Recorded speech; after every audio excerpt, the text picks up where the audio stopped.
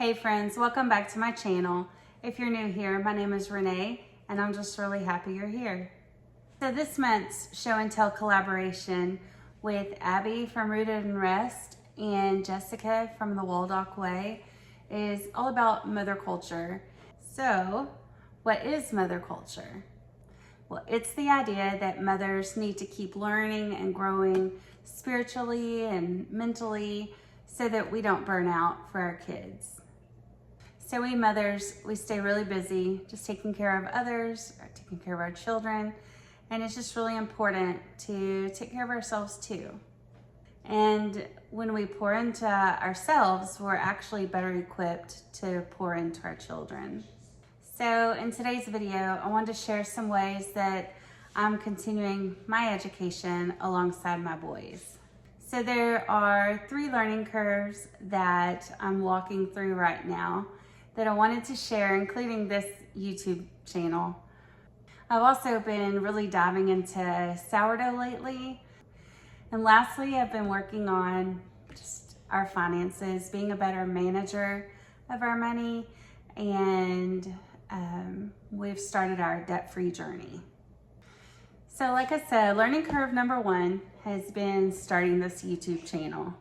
So I've had pretty much a crash course in editing and all things thumbnails and trying to figure out titles and descriptions, and there's just really so much to learn.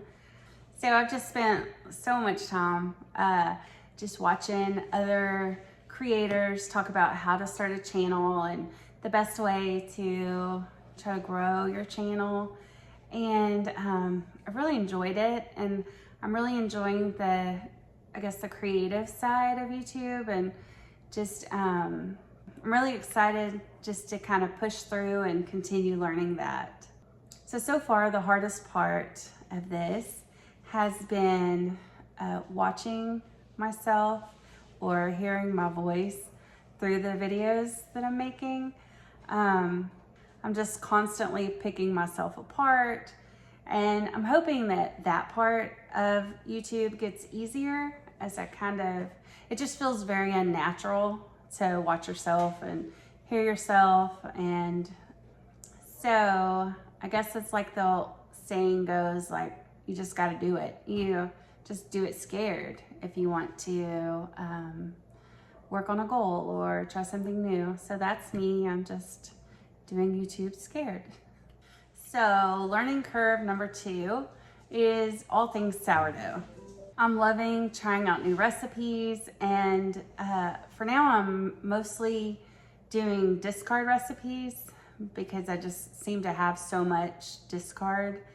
And my favorite thing right now to make is from Sarah Therese, and she has sourdough sandwich buns, and they're discard sourdough sandwich buns, and they're really good. My kids love them. And my goal with that kind of is to just be able to make it without looking at the recipe. And so I'm still working on that. She also has a really good flatbread, and it's super simple. And so I really enjoyed making that. Another person that I've watched and learned a lot from is Lisa from Farmhouse on Boone.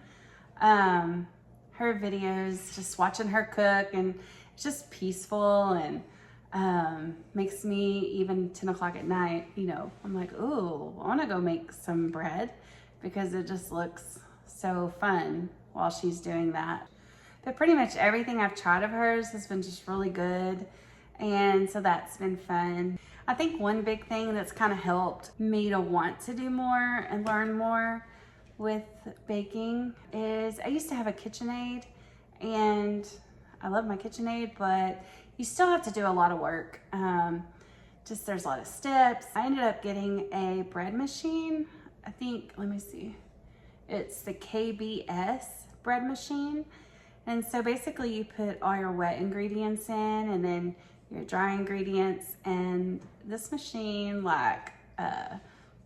stirs it or whatever it does, mixes it, and then it sits in there, and it's a certain temperature to help the dough rise. And so by the time that process is over, I mean, you're pretty much ready to bake your bread. So I think just the fact that that's more hands-off, I've really been able to incorporate baking more. So I guess my main goal for sourdough is just to have 2 or 3 recipes that I can just remember and just make at any time without having to look up the recipe. And my family and myself, we're really enjoying everything I've been making. So learning curve number 3, it has been all about our finances. So we're working towards being debt-free, and this has been such a challenge. We did the Financial Peace University from Dave Ramsey, and that was really good and helpful, and we learned a lot. Our thing is just, putting that into practice. I think that would be everybody, or most people. One way that we're trying to pay off some debt is more about cutting our budget rather than, like, say, a side hustle. Side hustles for me, it's really kind of hard to fit it in. I have the boys, they keep me busy, and then with homeschooling and then homemaking, and I care for my grandmother who's almost 92 years old. And there's just not a lot of extra time in the day for me to try to earn a little bit more money to put towards debt. And my husband teaches full-time, and he helps with a football program in the summers for some extra income, and he just loves it. But really, we're kind of more focusing on cutting back. And so some big ways that we've done that, the first biggest way we've been able to cut back is for me to groom our mini golden doodles. So we have 3 mini golden doodles. And so before, we were paying like probably more than $200 every 6 to 8 weeks, depending on the season and how long we could let them go in between haircuts. So I'm really thankful for YouTube, because I knew 0 about grooming a dog. It's been fun to learn.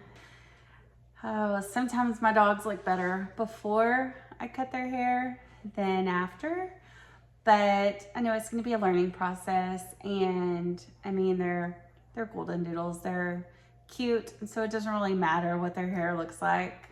Another way that we've cut back is by meal planning and just rarely eating out. Like, we eat at home pretty much every meal. We used to be pretty bad about going out. I don't know if it was like laziness on our part, or I really feel like it was just more that we kind of didn't want what we had available to cook. So meal planning has really helped.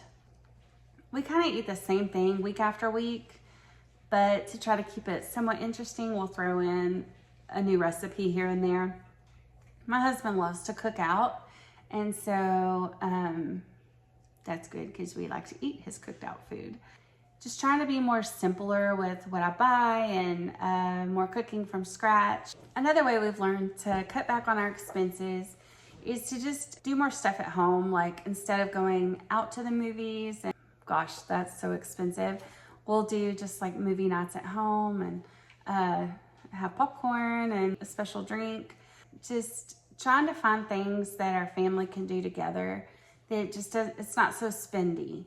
We've been kind of looking at different state parks that we'd like to go to that are drivable, and we have a state park pass, and so really that's going to be very affordable and just a way to get out and enjoy nature. And then we have a membership to our local golf course, and so that's always a super fun afternoon. So before we kind of started on this, we had booked a cruise, and so we're still doing the cruise, and we're looking forward to it.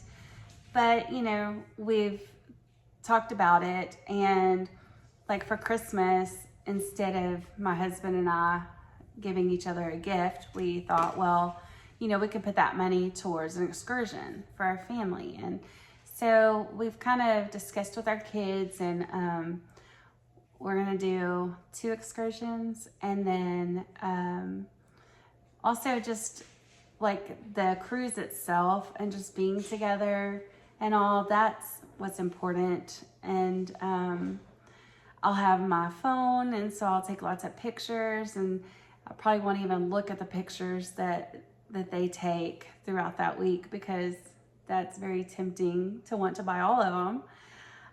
So I'll probably just stay away from that. But I just got to remember, and I reminded the boys that, you know, going on the cruise is what's important. It's way more important than a souvenir here and there, or just putting the focus on family time and making memories. That's what they're going to remember. And so we're hoping to be smart with our money and just really have a good time, but not go overboard and just sabotage everything that we've worked so hard for up until this point. So those are just a few areas that I'm trying to grow in. If you're a homeschool mama watching this, I really hope that this encourages you, because it's never too late to learn something new, or chase a dream, or start a new hobby. As homeschool moms, we can't pour from an empty cup. And we're doing way more than just raising learners, because we're learning too. I'd love it if you would share in the comments maybe some goals or some milestones that you're working towards. And I hope you enjoyed my video. I'd love it if you would like and subscribe to my channel.